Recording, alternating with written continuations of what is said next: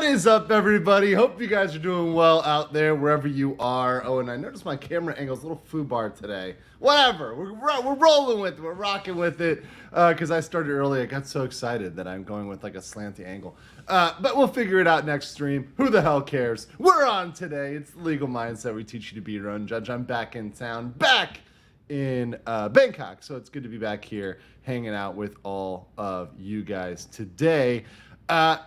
This is not a premiere. This is a stream, so this is absolutely 100% live. I know it's been a while, guys.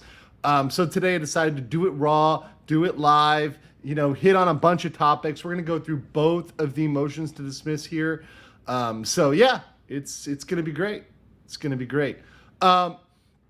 And for those that haven't joined, go over there and check out Bangkok Bros. That's my other collaboration. That thing is going to get huge. We're just kind of starting to gel in that channel. So go subscribe to that. And of course, as you guys know, I'm here in Thailand. I have relocated my home base from Korea to Thailand. So I'll be here doing a lot more collaborations in person. Also my in-person collaboration podcast, which is one of the things I'm doing there. Got a lot more things coming for this channel as well, including, by the way, I'm going to do a locals after this. So we'll jump into a locals for locals community after we wrap this one up. Good to see everybody here in the chat though today.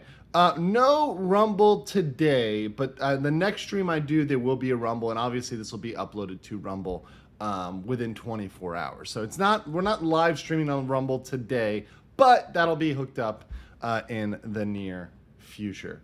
Having a good time over here and really enjoying it. There's a lot more folks for me to collaborate with over here in Thailand. So in terms of doing stuff in person, which is something I've always wanted to do, it's been one of my kind of goals. It's a lot easier. Not a lot of folks in Korea. But good to see everybody here in the chat. People say the audio's a little better. Good to see that. Kelly, what's up from Alabama? Good to see you guys there. Yeah, we're early today because I'm just so excited to get going again and kind of get back into the swing of things. I'm really going to hit the ground running here for the next month. I've got a lot to do, a lot to wrap up. For those that are subscribed to my comic, Adjudicator's Academy, that's going to get wrapped in the next week or two or so. There's a couple more pages that have to get wrapped in one of the chapters, and then it's going to deliver. So that's going to go out very, very, very, very, very soon. So expect that for all those that subscribe to that. For my YouTube course, I'll have the next webinar out in within 24 hours, so you guys will have that. So yeah, lots of stuff going on there today. So for the comic, that's Adjudicator's Academy. Check that out if you haven't subscribed with it. That's a LawTube comic. It's going to be hilarious. And then on the other side for the YouTube course, that is out. That is YouTube Hustle Mastery. That is how to master YouTube. And I'm also adding in, if you guys see, I built that podcast studio. If you guys ever want to build a podcast or build a podcast studio, I'm going to do a webinar on how to do that. So you guys can get that done. So yeah, good to see everybody here today. Oh, we already got a super chat. Early and gay. Yes. And we're going to talk about that today. There is a locals, by the way, for those that mentioned that. Locals is live right now, so go check that out if you want the locals. I'll post the locals in the chat for those that may want it. So this is the locals. There's always a locals live chat for people to join. And Chris Chan says for $10, hey, do you hear about a judge blocking the bill that would ban child transition surgery? Do you think the bill will reach Tennessee Supreme Court? I think most of those bills involving these trans surgeries, which, by the way, I just want to come out and say this, and I was going to talk about this at the end, but this whole movement, this whole pride movement as a larger thing, because pride has gone from something that's like, okay, it's just a small group of gay guys who are out there, kind of having a fun day, to this is essentially a color revolution. This is essentially a undermining of all of Western culture, of all of tradition, of all of society. Yeah, so this trying to rebrand sterilizing children as gender affirming care. Yeah, that's bullshit. I will never use that word unironically. That word will always be complete bullshit. Is the sterilization of children, which is akin to what was going on in Deutschland in the 1930s and 40s. Absolutely barbaric. Yeah, and happy to be here talking to you guys, and we're going to talk about a lot today. I want to hit some basic news before we jump into the Disney cases. We have big updates, huge updates for both the state case. So there are two court cases. There's a state case and a federal case. We are going to do both today. Now, I'm not going to read everything line by line. I'm going to interpret it for you, but I'm going to read some of the background that I think is actually good, that is relevant, and give you guys what I think you need to know and what you should know and what the mainstream media is not covering. They're just letting it kind of go in silence. So we're going to cover both the federal and the state case for Disney. But before we do that, I want to give a very quick shout out to a friend, we'll say this, a person that I've worked with on YouTube, and that is Eric Hunley, right? And Eric Hunley is facing some issues recently, and I just want to throw that out there because you guys who may be newer to the channel may not know this about me, but when something is right and something is wrong, I'm going to cover it. And when you're trying to come after any form of privilege, whether that's attorney-client privilege, doctor's privilege, priest penitent, or journalistic privilege, yeah, we all have to stick together on that. Now, Eric is one, when I first came on, LawTube or whatever it was, the internet, he let me on his show early on, and I'm forever thankful for that and appreciative for that. Absolutely. Now, Eric and I have not always agreed. Eric has said some things that I certainly have strongly disagreed with. He's taken some positions that I think are wrong, and he's been a person that, frankly, at many times we butted heads over certain issues. But that being said, I stand up for everybody, even when I've disagreed with them. I think it's more important that we come together on issues where we agree and say, no, let's fight this battle together. So I just want to come out there and say I am 100% behind Eric on this journalistic privilege issue. So there's an issue where the Alec Baldwin special prosecutor, after they've, lightened up and kind of given Baldwin that slap on the wrist, so they're threatening to go after confidential sources of Eric Hunley, which, as Robert Barnes said, and this is actually the tweet that I got keyed into this on, and shout out to Robert Barnes. Barnes is a great guy, and also a guy, by the way, Barnes and I, we sometimes disagree about stuff, but I like Barnes because he listens, and he actually comes around. He came around on the Disney issue. So he said it's protected under both federal and New Mexico law. Prosecutors directly involved in such illicit searches can be sued under the Federal Privacy Protection Act in 1983. And this is the issue. The issue is they are coming for Eric Hunley. And by the way, yes, I know a lot of other folks have stood up for him as well, and they should. And they should.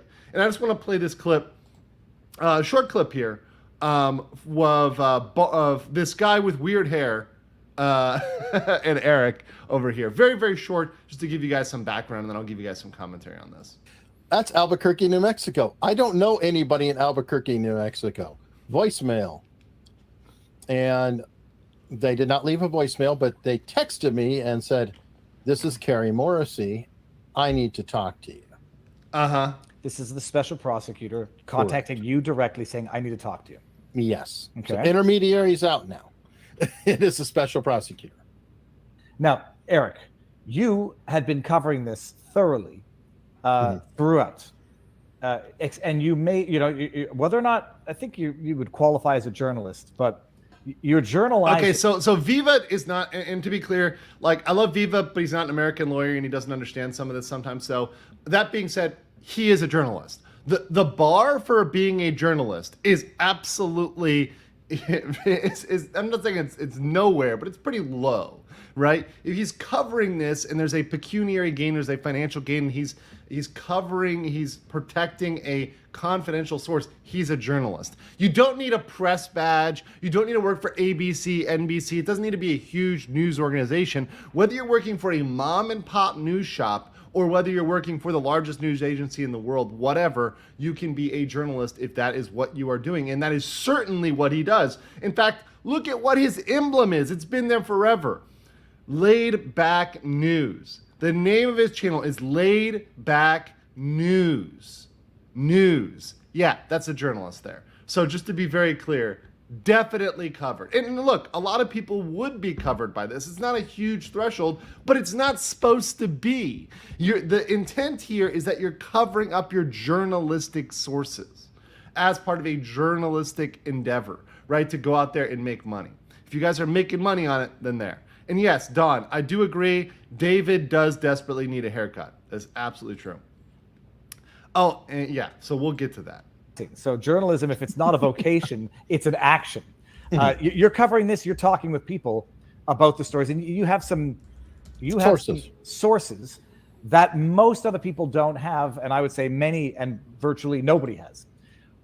Is it a good time to segue into the breaking news right now? Oh, absolutely, sure. Okay. Sure. So what the heck is going on? Okay, so what is going on is that he is being told by the special prosecutor that he has to divulge the source, in which case he needs to tell them and should tell them to fuck off. Because if somebody's trying to come after your privilege, right, you have a duty to protect that, both ethically, morally, and frankly, even legally, to fight them to the fullest extent of the law. And people are going to back you up, because if they pierce one journalist's confidentiality and privilege, they're going to do that to everybody. It's like attorneys, right? If one attorney is forced to reveal what his client told him, every single client is not going to trust attorneys anymore. It's going to lose faith in the entire institution. So yes, he does have a duty to fight back against that, an ethical duty, legal duty, moral duty to fight against that. And as an attorney who has attorney-client privilege, when I have clients, yeah, I want people to fight against any form of attempt to pierce privilege. And I am with Barnes on this. If they want to sue under the Federal Privacy Protection Act of 1983, go right ahead. I think that would be a fantastic idea to file suit on that. So yeah, I would tell them to, F off, to go away, and by the way, make money on this, Eric. Do streams on it, cover it. Hell, when she tries to call you, do it live. Wouldn't that be great? Can you imagine that? If he gets the call from the special prosecutor and she's on speakerphone and he just tells her to F off live on stream, that would be classic. That would be great. Of course, they might take umbrage to that, right? But come on, who cares? All right, so yeah, Kelly says, let's use proper decorum. All due respect. Go yourself. Yes. And guys, look, whenever I do it live, some people have been saying that they're thankful in like the pre-recorded videos I do or the premieres that I don't curse. Fortunately, this is a live stream. I get worked up, guys. It's going to happen. Mi scusi. Especially when we have prosecutors, and I'm talking about dirty prosecutors, I get pissed off. The moment that I really got big on YouTube was getting pissed off at Binger and Krause in the Rittenhouse case. There's nothing I hate more than a sleazy lawyer. And I'm going to be clear. A lot of lawyers are sleazy. A lot of lawyers are nasty. There's a reason why I'm here doing YouTube and I'm not in a law firm. It's because I don't like dealing with most lawyers. Most lawyers are assholes. I actually say to my good friend Ben here in Thailand, he's a lawyer over here practicing, and he's got his own practice set up over here. He's one of the few lawyers I like dealing with, and the lawyers on LawTube, so Nick and Joe, I like dealing with those guys, but probably the reason why I like dealing with them is because they're not really lawyers anymore. They're not doing law work. They've wrapped up their cases. They're kind of just hanging out, and they know stuff, and we can have conversations without having all the drama involved in clients. So yeah, love it, guys, and hate dirty prosecutors. I want to bring this out before we get into it. Gutfield cited Valiant Renegade on Disney. Let me be very clear. It wasn't just Gutfield, and I'll play the clip for you here where he cited Valiant Renegade, but Valiant Renegade has been cited all over the place, and Valiant and I, we're good friends. He's just texting me today to see what time he wants me to come on. I'm not even making this up, but he's been cited by, he says here, this is from him, from Valiant. You guys, text message right here. Daily Wire, Daily Mail, Breitbart, Babylon Bee, CBS News Radio, LA, and more, I think, than that. So he's been all over the place. Good on him. And what he's been cited for, I will show you the video right now, so you guys see this and get this backed up. Valiant is a good friend of mine. He is definitely a bro. Yeah, and he's doing well. So let me show this here. So, okay, this is Valiant Renegade, my boy, getting cited. Thank you. Is Mickey Mouse about to lose his house? It seems woke Disney fairy tales equal low ticket sales. Box office analysis of Disney's last 8 studio releases show a shocking loss of nearly $1 billion.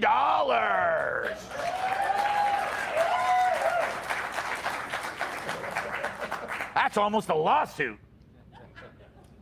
And by the way, that is going to be what the totals sum up to, I think, in some of these cases, especially regarding the bonds. Remember, we have about $1 billion in bonds at stake here in the Disney cases that we're going to talk about today. So Disney's got billions, in liabilities here when they're trying to cut back and save. Do you not see how they're screwing up? They keep messing up and losing money legally, financially, box office, boardroom, courtroom. They're losing money left and right everywhere. It's gotten so bad, Cruel DeVille is selling dogs at Chipotle. Pocahontas had to open a casino. I thought this one was funny. This is a decent joke. And Peter Pan had to cancel his gender affirmation surgery. Sorry, Peter.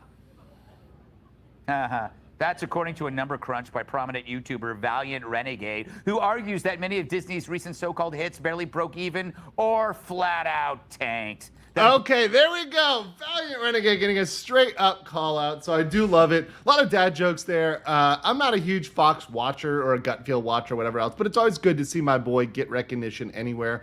Breitbart citing him and then Disney getting the recognition. Good to see that. So I really, when I saw that, I'm happy for my friends. I'm happy for getting out there. And also what this means is, look, I may give Fox a lot of pushback, but what it means is normal people are hearing the narrative, and the narrative is changing. This is great. This is fantastic. Because for a while, it seems like we're here on the internet, and sometimes we're just the only ones talking about it. But the fact of the matter is that as we're going through this, we're being proven right again and again and again. Valiant is 100% on point about the box office. And we're going to see about the courtroom and the stuff I'm covering when it comes to light, when all these pixie dusters, when they finally have to face reality that Disney is not just going to lose in the box office, they're going to lose in the courtroom. They're still denying these facts, the facts we're going to talk about right now today when we jump into this case. But they're denying those facts. We're going to see that exposed and see people looking around, and they're going to say, well, who knew this was coming? And it's pretty much just us. It's pretty much just us online who are here being honest, being 100% about this topic and covering it in a very straightforward way. So that's what I wanted to cover there. That's all good. And by the way, Chicken Lord of Hawaii says, the slanted mindset. Good to see you guys over there. Coming you from the land of the slant over here in Asia, as always, coming at you live at 9 o'clock in the morning here in Thailand. But I always will get up early for you guys, even after a night of going out and having fun. And I do agree with you, Don. They're losing more up and downstream. Yes. And that's what we don't see. What we're not seeing is the real losses because we don't actually have their books. And I do agree that Valiant is actually being conservative. And that's good. That's what an accountant should do. Saying, okay, it's at least this, right? But it's probably way more. And they're probably hiding it. They are probably hiding it. So, just so you know. All right. So, here we go. We're getting into it with the cases. So, let's jump right into it with the big case updates. We have both a state case and a federal case here today. So, don't forget that we have both. Right? So we're going to do the state case first because as I've covered, the state case is actually the more important case, and that's the one that I believe is going to stick around. So we've got here the state case. This is in the 9th District of Florida in Orange County, Florida, not California, Orange County, Florida. This is case number 2023 CA 011818, the Central Florida Tourism Oversight District versus Walt Disney World Parks and Resorts, Inc. So this is in front of Judge Margaret Schreiber. You've got the correct parties, so the CFTOD, the Special District, and Walt Disney World Parks. Remember, in the state case, DeSantis is not a party. So DeSantis is not in the state case. at all. So this has nothing to do with DeSantis. Now, did DeSantis appoint the board of the district? Yes. Now, mind you, that was also, the board was appointed by DeSantis but confirmed by the legislature. So it's not just solely DeSantis. It's DeSantis and the government, the duly elected government, both the governor being elected and the state representatives being elected, that appointed these people and confirmed these people. So these were confirmed by the people. Much different than the entirely Disney-controlled board and hand-picked board. You might even say the groomed board that was up there before when this was under Disney control. And now we have the timeline here. So we've got all the Disney lawyers. They all appeared. We've got that information in there. And here we had a Disney motion to dismiss. They actually filed a motion to dismiss back here on May 16th.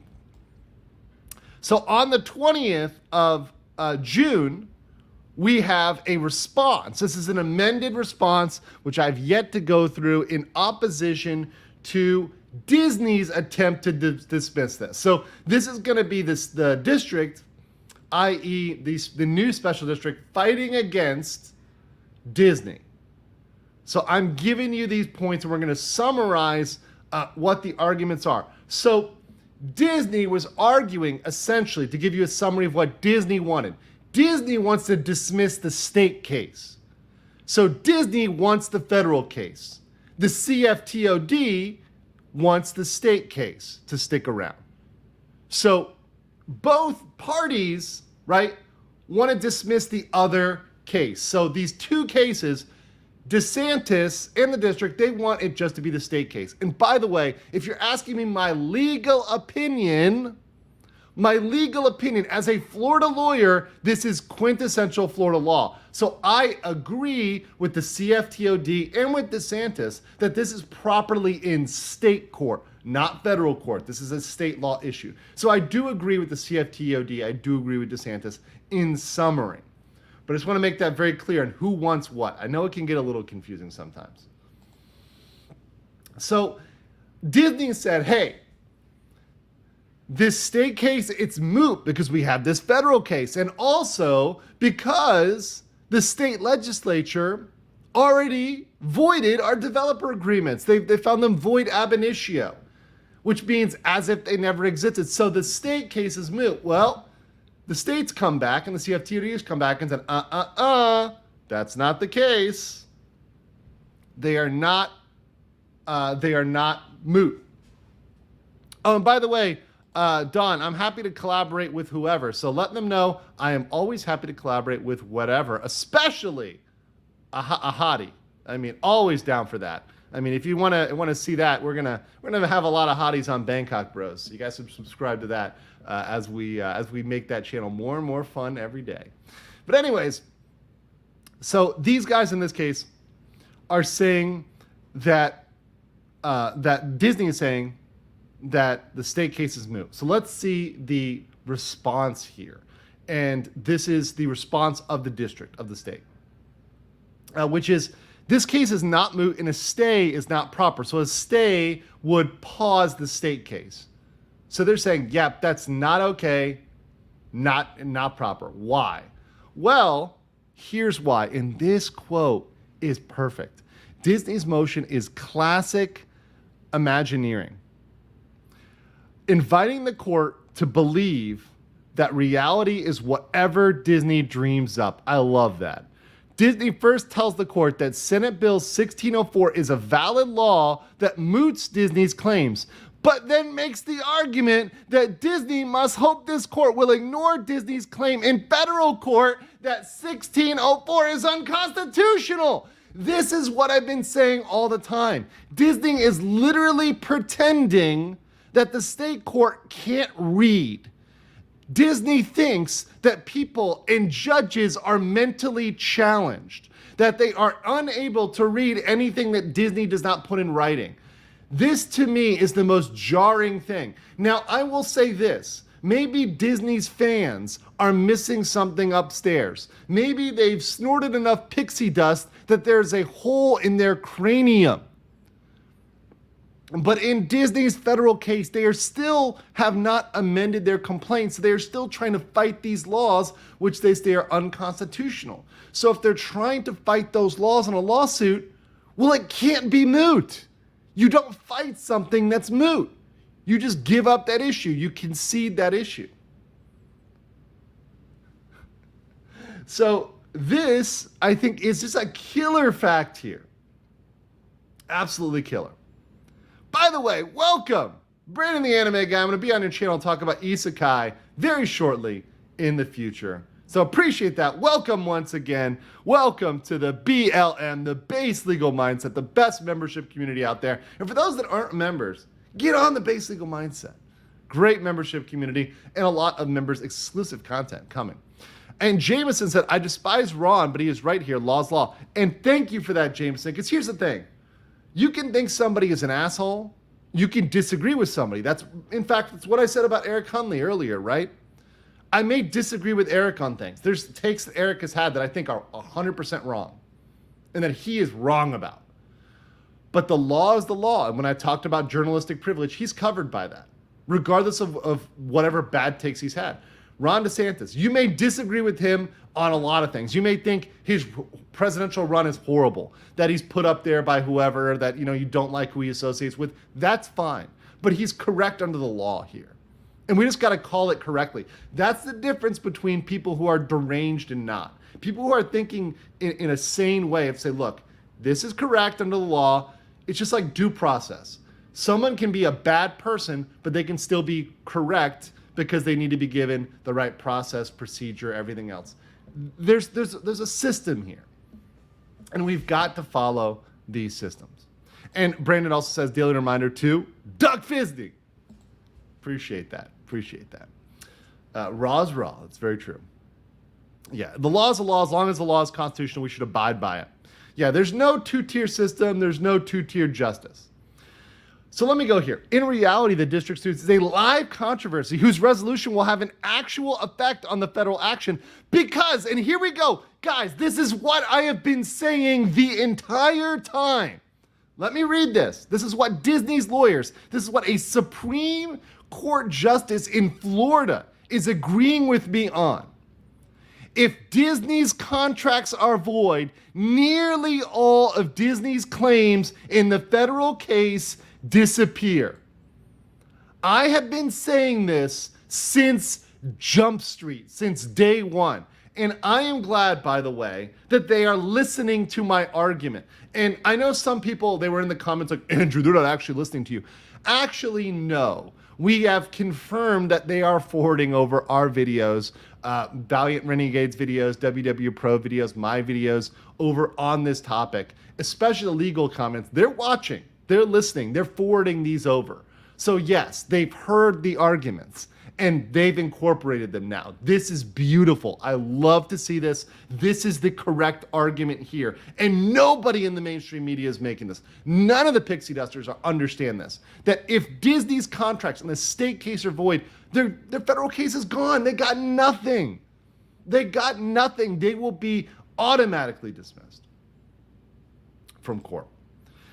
Some guy with cancer says, sitting in the hospital right now, had 2 stents in my bile duct, but Disney clearly stole some anesthesia to trim this up. Man, I wish you the best. And it is so awesome that you maintain that sense of levity despite being in a hard place. That is so important. Never give that up. Never give up your sense of levity, your sense of humor, your sense of joy, no matter what, when they try to take it from you. And by the way, Disney used to be that source of joy and levity. And it is so sad that they're not that source anymore. But you're absolutely right about Disney's delusion. And by the way, I do wish you the best for your speedy recovery, and I hope you get out of there as soon as possible.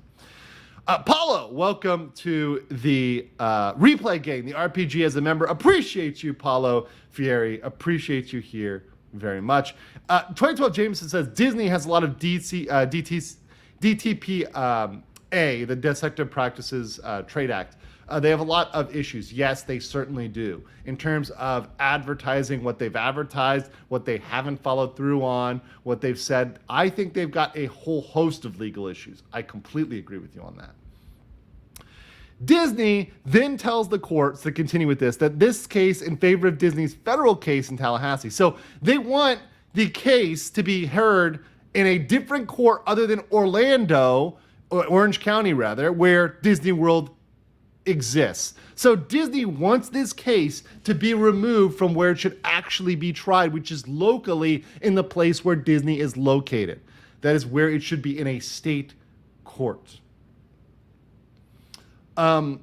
So Disney must pretend that this court and the federal court share concurrent jurisdiction needed to invoke the priority principle, and that federal court got jurisdiction first, and that this case and the federal case involved the same thing. When reality is that this case is about whether the two contracts are void, while Disney's federal case is about whether the governor and other individuals violated the federal constitution.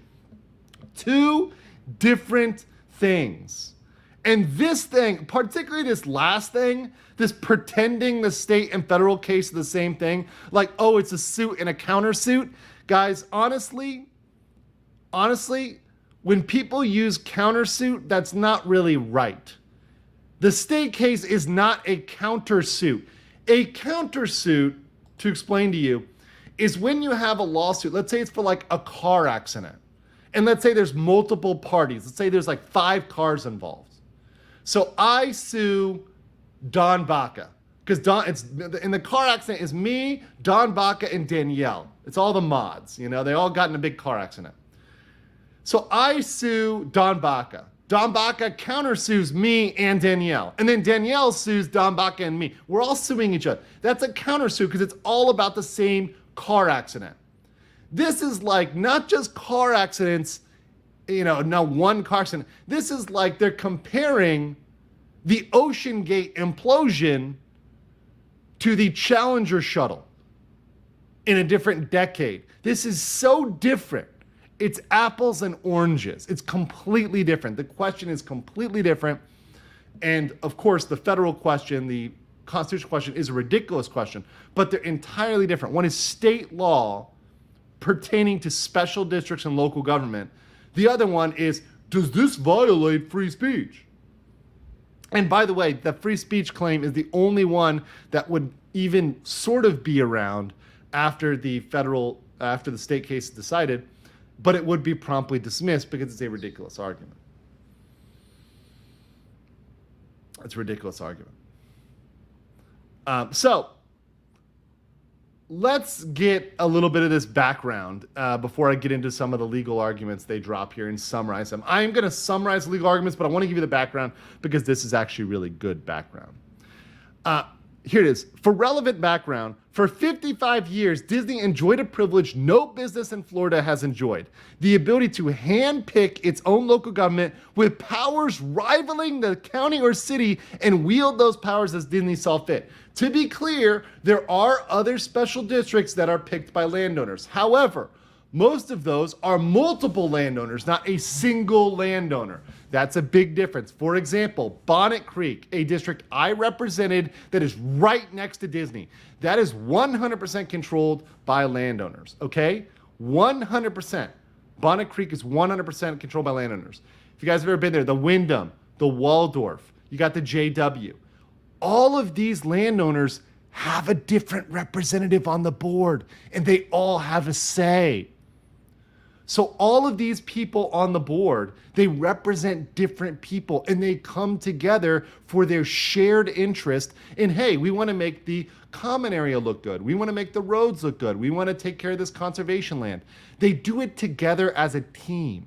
They don't dictate it from one party to everybody else. That's how most landowner districts that stay around for a long time should work. Now, when a developer just starts a new area, like a new community, they typically do control it. So back in 1967, it probably was appropriate for Disney to control that district for maybe 5 years or maybe even 10 years as they got it up and running.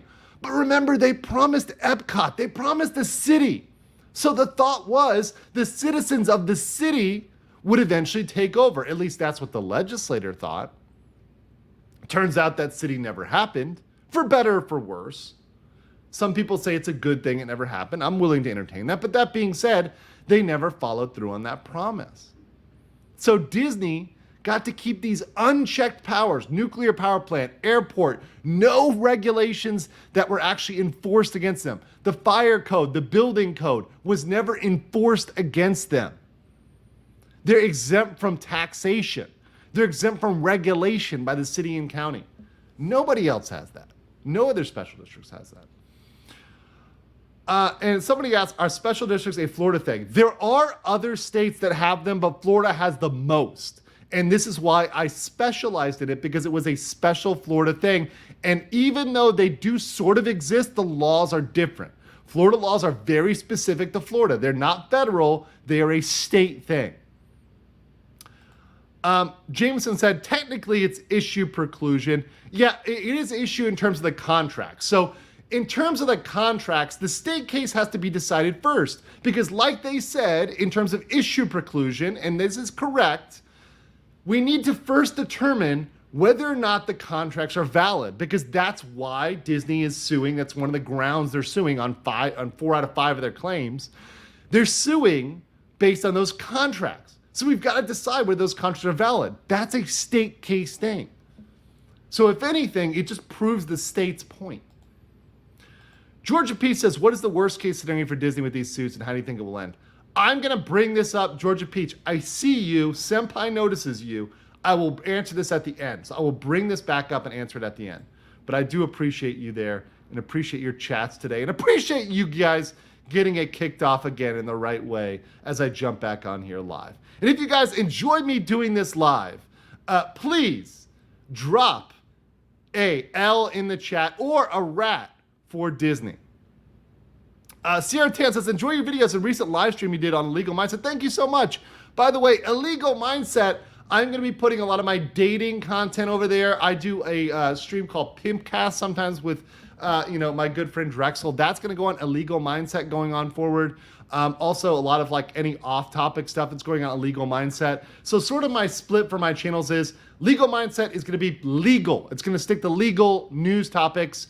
Illegal Mindset, off-topic, dating, traveling, stuff like that. Go East Gentlemen is about Asia, moving and relocating to Asia. That is my third channel. And then my newest collaboration, Bangkok Bros, is a podcast-style, topical podcast we have on guests. We do clips, we do reviews, we do some news with my good friend Ben from Integrity Legal. That is my fourth channel. So I've got a lot going on here, but I'm glad you guys are riding with me on all these channels. And my hombre, Mike, Mexican Iron Man, says, dang it, Bob. Why are we wasting lawsuit time on lawsuits and woke crap? Next quarterly invested is August 9th. So justice cometh and that right soon. I'll be live for that one, Mike. I will be live for that investor call. I'll be on with you guys for that one. That should be very, very, very fun. Cannot wait for that one. Cannot wait. That's going to be fun. All right. So, this puts out that Disney made a last-minute urgent attempt to try to tie the district's hands. And what they did was they messed up. They did not do it right. And what they get into here is, which I've said all along, these agreements, this own, Disney owned DeSantis. Yeah, those things they tried to do were approved in violation of Florida law. They didn't give notice. They didn't follow the proper procedures. They didn't get approval of the taxpayers, amongst other things, amongst other contractual requirements. So they were void ab initio. They were never affected. They never existed, which is the key of the argument here and the reason why we're in state court, to affirm that. Now, the district has found them void ab initio. The legislature has found them void ab initio. But the courts also need to come in here and find them void ab initio. So in terms of Disney's motion to dismiss, there's some major arguments why this case is not moot and why it is still very much relevant. So first, yes, SB 1604 does not moot it. Disney is still trying to fight that in federal court, and because of that, they defeat their own argument. So that's kind of Disney's first argument. So you need the state case to resolve this issue of whether or not Disney has standing for breach of contract, because contract clause is what they're suing on in federal court. So you need the state court case for that. And because you need it, because it's necessary, the state case cannot be moved. That's argument number one. Argument number two. The district's claims are not moot because they pose questions of great public importance and they're capable of repetition. Let me get into this one. And I think they don't even say it harsh enough. But whenever there's a question that is very important, courts need to consider it. They can't just moot the issue. And moot means you say, okay, this is an irrelevant issue. We're going to toss out this case. If Disney is allowed to take all of the power of a government, if a private woke corporation is allowed to become essentially a mini city, this would set a precedent across the United States. Guys, you would see Apple, Amazon, all of the woke corporations, all of them would start a homeowners association, a private community that would cover their employees, assign all of the rights to the private corporation, and do whatever the hell they wanted. They could mandate gender-affirming surgeries, right, within their special district. They could mandate you attend pride celebrations, mandatory DEI training for everybody, for children, the elderly, everybody. Churches could be banned. You're getting into crazy stuff here. Now, of course, there'd be other constitutional issues trying to ban a church. But I'm just saying that if they're absorbing these powers, they would go off the walls. Do you think corporations are not drunk on their own supply, high on their own supply right now? Imagine if they were given more power. Imagine if a woke corporation like Disney is given more power. Are they going to use it wisely? No, of course not. They're going to abuse it. They're going to absolutely 100% abuse it. You should ask Mexican Iron Man about B Corps. I will next time I'm on with him. I'll also ask him about Tortilla Corps. But I love Mike. He's legitimate. I mean, I've had people who are like, they look into Mike because Mike just puts himself out there like, this guy's legitimate. Like, he's got legitimate financial chops. He knows what he's talking about. Much more than they know what they're talking about at Disney, I'll tell you that. So, this is an important case because it's going to set a precedent for HOAs, for the assignment of public authority. And because for Disney, this is a huge thing. This is a massive thing. And remember, these guys had the power to generate power through nuclear fission. Now, that was taken from them, but they're trying to get nuclear power back. Understand that Disney wants to take nuclear power back. They want to dissolve and go back on all of the laws that converted the district to the CFTOD. They want to try to get rid of those and go back to when Disney solely controls the district. And if they go back, they'll get those powers back that they lost, like nuclear fission. Because they want to control things, not the people of the state of Florida. So also, another argument that the state makes is that the plain text of Senate Bill 1604 underscores that this case is not moot. And why is that? It's because this actual bill doesn't say whether the agreements are valid or not. All it says is that for development agreements that are passed on or after the effective date of 1604, they have to follow these requirements. Well, guess what? 1604 did not go into effect until after they signed these sketchy, sus, illegal agreements. They signed those agreements in February. This went into effect in May. So this statute doesn't even address this. So there's no way a statute which doesn't even address this can moot a court case. So that argument gets tossed out. And last, they argue about whether the second argument is that this case should not be stayed. So staying means pausing. So there's a big question right now, which is which case is going to be paused? Is it going to be the state case, the federal case? Because one of them should be paused. Should be paused. And there's two ways to pause a case. You can pause a case by staying it, which is essentially putting it on pause, but keeping the case around. It's still filed, it still sticks around. Or you can dismiss it without prejudice, which means they can refile the case in the future. Either way is the same effect, which is your case is on pause for now until we address this. So obviously DeSantis, the district, they want to stay the federal case. Disney wants to stay the state case. So they're trying to argue, oh, the federal court has priority. Anybody who's gone to law school, anybody knows this is BS. And to me, this just shows you that high-powered lawyers, people go, oh, Disney gets the best lawyers. Oh, Disney gets fancy lawyers. These New York, California, and DC lawyers, they don't understand the basic legal principle that federal courts are limited in jurisdiction. And whenever possible, the state case takes precedent over the federal case. That's a Law 101, a basic Civ Pro fact. And the fact that they don't know that is embarrassing. Look, I'm not a trial lawyer. I'm not. I go out there and say, trial is not something that I did. I had partners at my law firm that handled the trials. Now, did I go to some of those? Sure.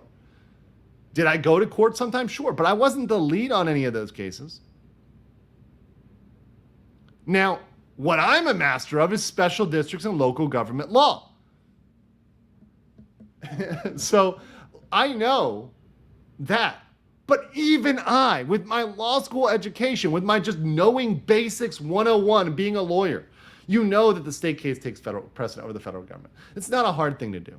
Even law students should know that. Shout out to my law students out there. So them trying to claim that they get priority, ridiculous. It's never been the case here or anywhere. Now, this principle of priority, what that means is sort of like the race to the courthouse. So if you get to the courthouse first, you kind of get priority. That does not apply here because proper jurisdiction was in state court. Now, they're actually saying that, hey, service was actually perfected, meaning proper service of process was actually done first by the state, not by Disney. So they're making that argument, which I think is a factual argument, but I think it's undermined by the fact that point A. And remember, when you're making an argument, your strongest point is point A, and then your backup point is point B. So you sort of, the way you tier these arguments is, you put your main argument at A and then your backup argument. So as a backup argument, B is a pretty good one, which means, hey, even if you think that the federal court has proper jurisdiction here, we still got there first. So the state is asserting that, which I think is a decent argument, that they failed to have proper service of process under Florida rules. They didn't know how to follow the proper rules. And they didn't know how to deal with certified mail. Disney couldn't even do certified mail properly. And yes, Danielle is right about this. I also have spoken to a lot of judges. So I know a lot of judges personally as well. The requisite identity of parties and claims is lacking. So essentially saying, hey, Disney doesn't even have the proper parties in a lot of these claims, which is very true. And then last, because this is important for the citizens, it should not be stayed. This is like the backup argument. This is like the last argument that you just kind of throw in here, the kitchen sink argument that you throw in at the end, which is, hey, this is a circumstance which would merit, because it's a huge issue, because it's dealing with a huge swath of land. It's a massive issue. It'd be a massive issue for the state, a massive issue for Disney usurping power. This should not be stayed. And so for all these reasons, it should not be stayed. Signed by Alan Lawson, former Supreme Court Justice in Florida. So once again, very much knowing the law in Florida. This response, I think, is a beautifully framed response. So what is my verdict about this one? I think the state court is going to side with DeSantis, going to side with the state. DeSantis actually isn't even a party in the state case. They're going to side with the CFTOD, the Central Florida Tourism Oversight District, which was appointed by DeSantis, to be fair, right? They're going to side with them on this. There's got to be a ruling on this within the next month. So we're going to see an update there coming soon, coming very soon. Yeah, by the way, guys, 765 people in the chat. Guys, if you smash that like button, I'd really appreciate it. Also, thank you so much, Leprechaun Gold, for the 50. Appreciate you so much. Appreciate your support. Guys, I couldn't do this without your support. My channel, look, I love doing it for you guys, but your support helps me do this more often. And the more I see support on live streams, the more I do live streams. If you guys don't want live streams, if you guys want me to just do all pre-recorded videos, I'll do that too. But, when I see you guys coming through and asking good questions and supers, really engaging, that's when I decide, hey, I'm going to do more live streams. 2012 Jameson says, so this just shows that news is subject to DTPA. Yeah, it can be. It definitely can be. Definitely can be. All right. So we are going to cover, people say, what about the federal case? We're going to cover that. We're coming up on that. We're coming up on the federal case. But once again, smash that like button, guys. Really appreciate y'all coming over here and joining. And now we're going to get into the federal case. So this is going to be DeSantis's motion in the federal case, which is quite different. Quite different. And Bob, I know that YouTube notifications don't always work. The best place to set notifications is on my legalmindset.locals.com. Come over here, hang out with all the DGens on locals. Speaking of which, and speaking of DGens on locals, got some questions over here on my legalmindset.locals.com. So $1 from C3 Metal says, woo, legal mindset, aren't you needing medical attention? It's been over 4 weeks. Is it all good? What do you mean 4 weeks? It's not been 4 weeks since I've streamed. I streamed like a week ago. So I think you just missed out on my streams. I'm going to be trying to stream every single week. So those who don't, know or whatever else, I'll be trying to stream every single week. And also we'll be streaming on locals as well after this. So for the locals gang, hang around. We're going to have a locals exclusive over there. And we're just going to get real casual. I drop the suit, unbutton a couple buttons, and get real comfortable with you guys. So yeah, strap in. That's coming after this. That's locals exclusive just for locals. For those who want a casual hangout, this is more me answering questions directly. And then Jameson says, a lot of Disney lawyers are conflicted out. That's true, because they can get in deep shit in this case. A lot of Disney lawyers are actually sweating because they can be in massive trouble ethically, legally, financially. Disney lawyers can be in very hot water on this one because they are complicit in a lot of the dirty deeds that were done by Disney. And then also here on locals, the uncovered lamp for $1 says, I heard Taking Back the Power to Have Nuclear got glowing reviews. That is a dad joke. That's a gut feel level dad joke. So appreciate you there, and appreciate all the new members over on locals. Appreciate y'all and the people that are joining up over there. All right, so let's jump right into it with the federal case. Now, I'm going to summarize this one. So this is the federal case. So we are now jumping over to the federal case. And by the way, 2012 Jameson says you can't be a lawyer and a witness at the same time. Very true. Very true. You got to choose a lane. Pick a lane. All right, so this is the federal case. This is in the Northern District for Tallahassee. So what's going on here? Let me explain what's going on in the federal case. Oh, by the way, S. Becker says, how large is the universe for special district legal experts? Very small. It's like me and maybe 10 other true experts. And I'm not lying, like 10 other experts in Florida. But frankly, I know the law better than most of them do. And by the way, I will say this. The state, I think, is speaking to some of those experts because I noticed they're citing proper special district law in the state case. Alan Lawson, the attorney for the district, is citing proper law in the state case. So just to be very clear on that. So they're definitely talking to people. Now, they haven't gone to trial yet, but I imagine they would show up as a witness. And by the way, if they wanted to fly me out to Florida to speak as a witness, I would speak as an expert witness. I'd do it. Put me on the stand. Put me on the stand. I'm not conflicted. I can do it. I no longer actively, and to be very clear, guys, and to be very clear about me, I no longer really have any clients, true clients. So I can cover all of that freely. There's a reason why I kind of work as a contractor, I work as an advisor, I work as a consultant, not engaged in the client business. So if I need to be a witness, I can be a witness. Now they're gonna have to pay my plane ticket from Bangkok, but if they're willing to do that, I'll come out there and testify. That being said, let's get into it with this one. So what's going on? Ron DeSantis wants to get out of this case. And why does he want to get out of this case? Well, there's a couple reasons. Number one, this would get him out from under it so he can focus on his presidential campaign. For better or for worse, whether you agree with Ron or not, I'm going to acknowledge, I'm going to keep it 100 here.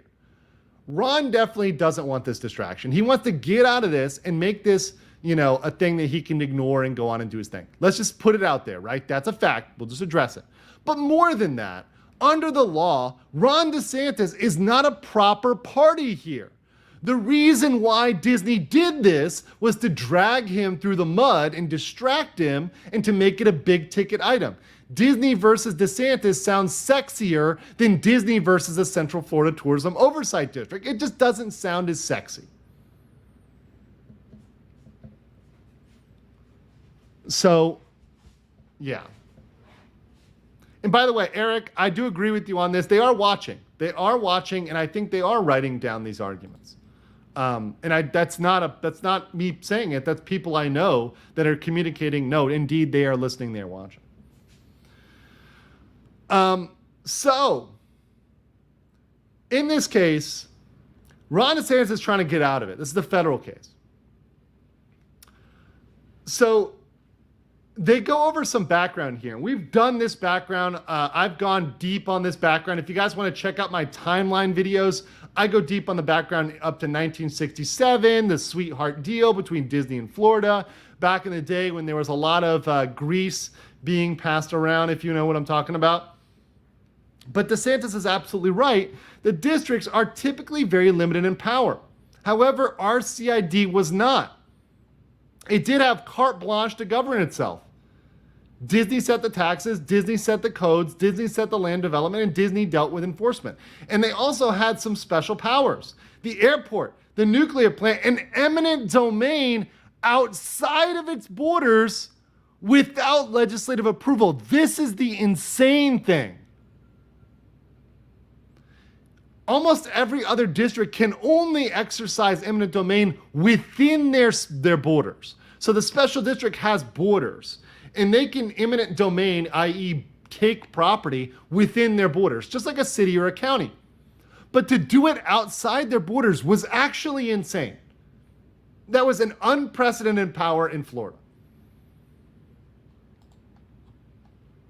So the governor and the legislator did pass bills to claw back on those powers and to make them more like local governments should be, which is limited power governments. And this is a line, and right here, you can tell they're talking to the right attorneys, because this case is a fantastic case, Freed versus State. And this quote here is so correct. And every special district lawyer in Florida knows this. And this is the quote. Local governments, special districts, are creatures of the state. Creatures of the state. They are entirely within the whim of the state to destroy and create as they wish. Disney, trying to make it so that they cannot create or destroy, is literally taking power from the people and handing it to a woke corporation and to corporations everywhere, making it into an entitlement. And now I know woke America wants to make everything into an entitlement. I know we're in an era of reparations. But trying to say that Disney is entitled to unprecedented carte blanche power and can never have that power taken, yeah, that is delusional. Absolutely and entirely delusional. And that precedent that would set would be absolutely devastating for the state of Florida. So let's get into the legal arguments. What are the legal arguments for DeSantis being removed from this? Well, number one is what I've been saying all along, and shout out to my good friend Not K on Twitter, but that Disney lacks standing to sue the state defendants. So in order to have standing, a basic principle here, you need three things. Number one, you need an injury in fact. Number two, it needs to be fairly traceable to the action of the defendant. And three, it needs to be addressed or redressed by a favorable decision. Disney fails on all three counts of standing. So let's go through that. Number one, where's the injury to Disney? The only thing that has happened so far, the only thing has happened to Reedy Creek. Disney as a corporation is not Reedy Creek. We've discussed this. If they are, they've committed securities fraud, and there's about $1 billion in fines, bonds, outstanding bonds, and other fines, penalties, criminal actions that will be filed if Disney was truly Reedy Creek. But they're not.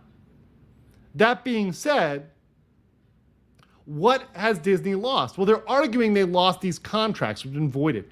That's all. But those contracts are best addressed in state court. So they don't actually have any injury here. Nothing actually hurt them in this federal case. So they don't meet that first element. And remember, when there's an element test, whenever you guys see this, where you see a 1, a 2, and a 3, just like this, remember, you've got to meet all three. It's not just 1, 2, or 3. You've got to hit all three elements. If you don't have all one of the three, you lose. So number two, the actions of the defendant. So Ron DeSantis and the legislature, what did they actually do? They disbanded RCID. How did that impact Disney? Well, here's the funny thing about these contracts is that these contracts were eventually found void ab initio. And the funny thing about void ab initio is that for these contract claims, when something is found void ab initio, it's as if it never existed. So imagine that these contracts never existed. So if the contracts never existed to begin with, hocus pocus, don't exist. There's no actual traceable action that hurt them. They never existed. So they fail under that second claim. And now they also claim, to be clear, that the reorganization itself, so shifting from RCID to the CFTOD, that hurt them. Well, all that really did was transfer the powers from one entity to another. And all the governor does in the governor's office, the only thing they do that they still maintain is a list of the special districts. When I was in charge of special district law, I had to constantly update this list. So what you do is you send them updated information, like who the engineer is, who the lawyer is, their latest financials, that sort of stuff. It's a bookkeeping thing. So, okay, the only thing that changed was the name change. RCID changed to CFTOD, but for the state bookkeeping purposes, pretty much everything is going on as normal, business as normal. There's no damage there in that reorganization. And because of that, no standing. So Disney has no standing against DeSantis and against the people in the executive branch. Zero. Now, The second reason why DeSantis and the executive branch folks should be removed is because they have sovereign immunity. Now, I'm going to be honest with you, and this is something that the pixie dusters don't do, that the Disney people don't do, but I'm just going to keep it 100 and tell you what the strongest argument is and the not strongest argument. So they did a good job putting the strongest argument first. I think the strongest argument they have is this argument, which is Disney does not have standing. I think that is a great argument. And I think this argument is probably the winning argument, that Disney lacks standing to sue. So you see here, they put this as argument number 1, right? I think that is a stronger argument than argument number 2, which is Disney's claims are barred by sovereign immunity. Now, is this still a good argument? Yes, but it's not as strong. Keeping it 100, something they do not do on other channels. By the way, we got 445 likes, and if I'm going to keep it 100, I would love to see us at 500 likes on this. So if 50 of you that are watching, I know you're watching out there, smash that like button right now. Go to your phone real quick to smash it with your thumb. Get us to 500 out there. Really appreciate that. So sovereign immunity. So the 11th Amendment bars federal court litigation against a state unless the immunity is waived or abrogated by Congress. So signing a law is not enforcing a law. So the mere act of the governor signing a law is not something you can go after the governor for. You go after the law itself, maybe, for declaratory judgment against the law itself, but to add them as a party, no. You go after the state of Florida, right? But not necessarily the governor themselves, just for signing that. That's not enough. These clerical roles are not enough for you to pursue. So that's a good argument for sovereign immunity. Now, legislative immunity. So there's also legislative immunity, which is that state officials are absolutely immune from suit for actions taken in the sphere of legitimate legislative activity. So if we had people constantly suing our legislature, there would be a never-ending line of lawsuits. And it's okay to sue to stop the law, to go for an injunction against the law, in which case you sue the state. But to sue the legislator, the governor, the individuals, not really appropriate. What you want to stop is the law for constitutionality, whatever the reason. Target the law. Let's be clear. But we know why they target the people. They target the people because of PR. And Disney controls media companies. They know spin. They know pixie dust. They know bullshit. Disney is masters of bullshit. So, of course, they want to put DeSantis on this for the headline. But I would agree with their argument here that that is covered as well by legislative immunity. Because all they're doing is fulfilling a legislative role, passing legislation. Because of that, covered by legislative immunity. And they provide the case law here for that. Don't need to read that. And last but not least, they add the argument to dismiss these parties that the state defendants, so the CFTOD, has additional arguments which they agree with. So they are agreeing with the CFTOD's argument. And that is the motion to dismiss from DeSantis. So what do I think about this? So let's go back to the super chat from earlier. GA Peach says, what's the worst case scenario? I think, by the way, my prediction here is that this motion to dismiss the federal case is granted for DeSantis. I think DeSantis, at least partially, gets out from under most of the claims. Now, they may want to keep him around for a hot second regarding the First Amendment claim, the last claim.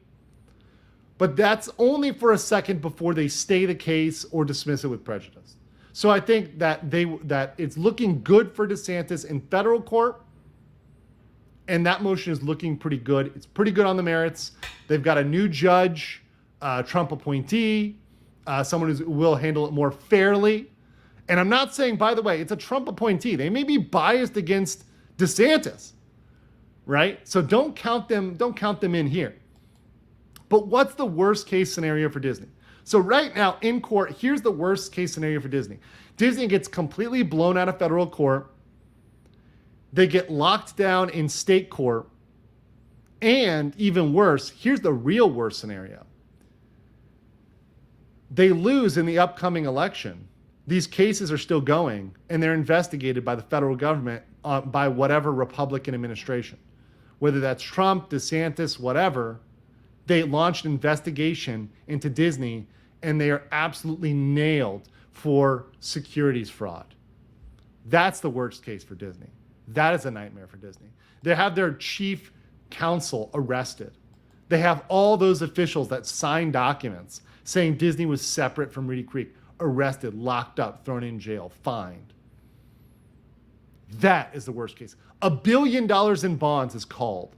All of a sudden, there are liens placed on Disney property. Now, maybe they can come up with that money, but they're going to have to cut back. Remember, these bonds are about the same size, shout out to Valiant Renegade, as their losses in the box office. So they are losing as much in bonds as they are in the box office. You might call it the B&B, right? The bonds and box office blowout. The BBB. BBB means a different thing in certain contexts, especially in certain spicier contexts. But in this case, BBB means the box office and bond blowout. That could happen. It's a nightmare scenario. And every single day, Disney walks closer to that, which is what I'm going to stay on top of and what I'm going to stay covering on this channel day after day after day after day. So guys, I hope that covered it. If you guys have any questions, please drop them in the super chats now. Let me know if you've got anything right now that I can answer for you guys. But I am so glad I got to cover this. It's been a couple days, but very glad about that. Also, some people sent me information about Grady Judd. I've covered that in my Disney Monster video, Disney Monster Arrested video. So check that out. Some people sent me those videos, which are a little bit old. They're a couple weeks old now, month old now. But cover that. Check that out in that video as well to cover what's going on there. Let's see. Oh, appreciate super sticker from Leprechaun Gold. Really appreciate you and the support. Ted Park says, for Canadian 10, doesn't Disney have to worry about a Hulu purchase from Comcast? Yes. Disney needs $5.5 billion somehow. They need to cut that, and then they're going to need to come up with another $5 billion or so. So they're going to need to probably borrow $5 billion. So they've got to come up with something. They've got to give the bank something. Now, Mexican Iron Man said, look, they've got to come up with like $3 or $4 billion at least, and then they're going to borrow like $7 billion. So they're going to leverage themselves to the absolute hilt. But this is all of these things are happening to Disney at the worst possible time. All of these things are coming out at the exact same time. So this is the perfect storm for Disney. And what I'm hoping is that this can actually shake them up and cause real change and cause real attention on this. Real attention. So yeah. And by the way, once again, thank you, Leprechaun Gold, for your support of the channel and the $50 super sticker. Appreciate you so much. Also, 2012 Jameson says, court cases produce discovery, which helps other cases. Yes, the truth getting out there. The truth getting out there is so important that we are able to finally learn what is actually going on in the House of Mouse. And it's not what they've been telling us. It's not what the pixie dusters have been putting out there. We're getting out those actual facts.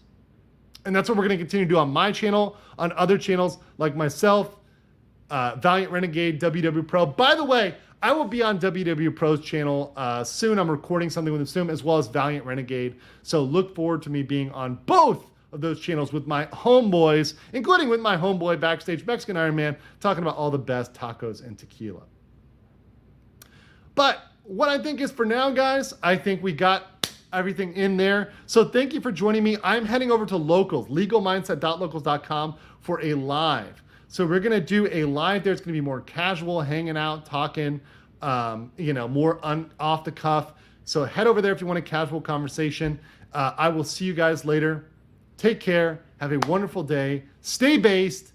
Peace.